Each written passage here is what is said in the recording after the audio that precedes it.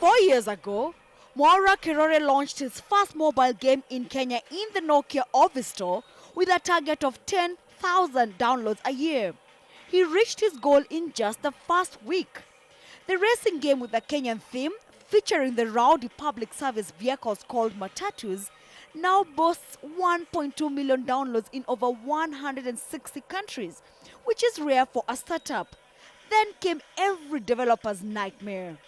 We did have an incident where about within the first 3 months, our game was taken down off the Nokia store because a music band who had the similar name by the name of Ma3, I think their lawyers said that we were infringing on their trademark. So they wrote a letter to Nokia asking them to take down the game and demanding any revenues that they had made up until that point. So it was a bit tense, especially for us who are just newbies in the game.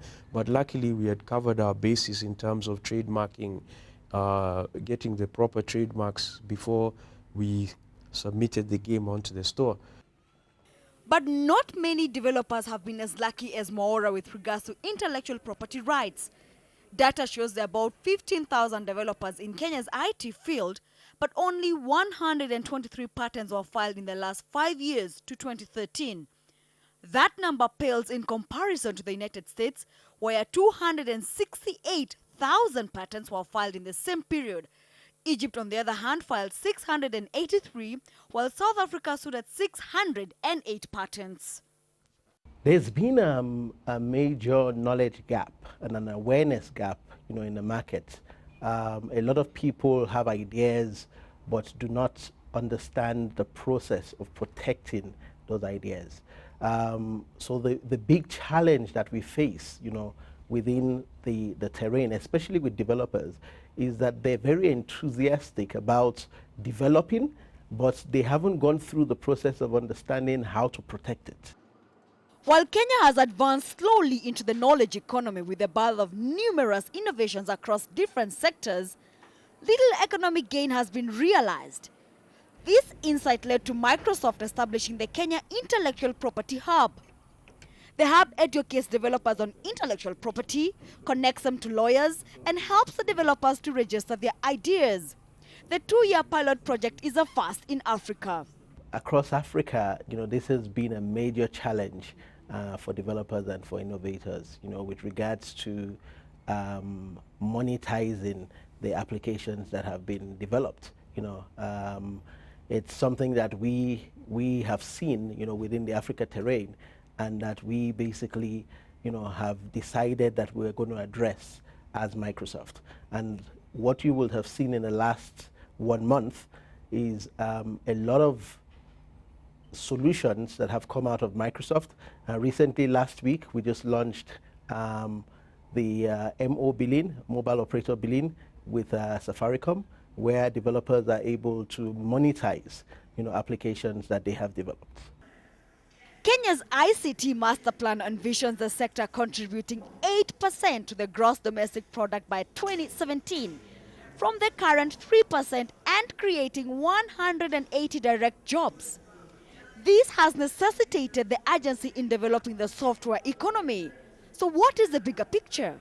I think basically we'll just be catapulted into the knowledge economy, because I think as a country we concentrate so much on what I call the traditional industry, so to speak.